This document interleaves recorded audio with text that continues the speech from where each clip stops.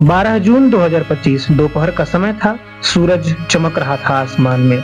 सरदार वल्लभ भाई Patel international airport Ahmedabad पर काफी हलचल थी। किसी के हाथ में पासपोर्ट था तो किसी के गोद में बच्चा। कोई एयरपोर्ट लॉबी में वीडियो कॉल पर हंस रहा था, किसी को लंदन में नई नौकरी ज्वाइन करनी थी, किसी को अपने बच्चों से मिलना था। एयर इंडिया की flight AL171 Boeing Dreamliner London के लिए उड़ान भरने को तैयार थी। 242 लोग और उनके साथ उड़ रहे 242 सपने। टेक ऑफ हुआ, सब कुछ समान लग रहा था। विमान आसमान की ओर बढ़ा। केबिन क्रू ने मुस्कुराते हुए यात्रियों की सीट बेल्ट ठीक करने की हिदायत दी, लेकिन ठीक 30 सेकंड बाद कुछ अजीब हुआ। विमान ने 600 फीट की ऊंचाई पा ली थी। अचानक एक झटका लगा। कोई कुछ समझ पाता उससे पहले इंजन से एक जोरदार आवाज आई और उसके बाद कंट्रोल रूम में पायलट की डरी हुई आवाज गूंजी, मेडे मेडे। इस आवाज के साथ ही एयर ट्रैफिक कंट्रोल की स्क्रीन पर सब कुछ बदल गया। प्लेन तेजी से अपनी ऊंचाई को खो रहा था।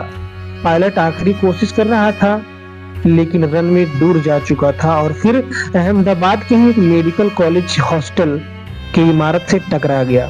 वो प्लेन आग भड़क उठी, धुआं, चीखें और लाशों का मंजर दिखने लगा।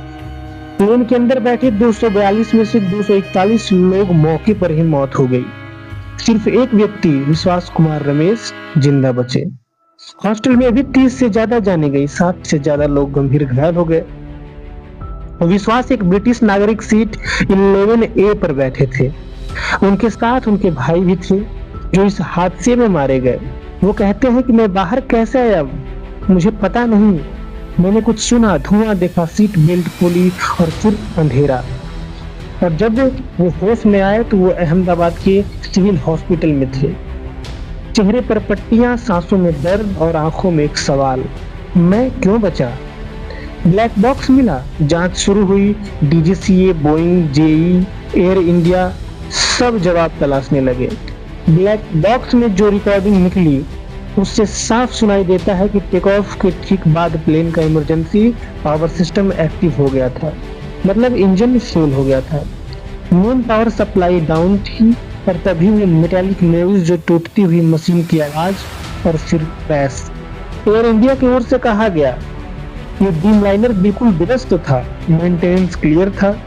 लेकिन सवाल ये है कि अगर सब कुछ सही था तो ये दुर्घटना हुई कैसे? क्या ये सिस्टम की लापरवाही थी? क्या इंजन की पुरानी शिकायतें नजरअंदाज की गई थी?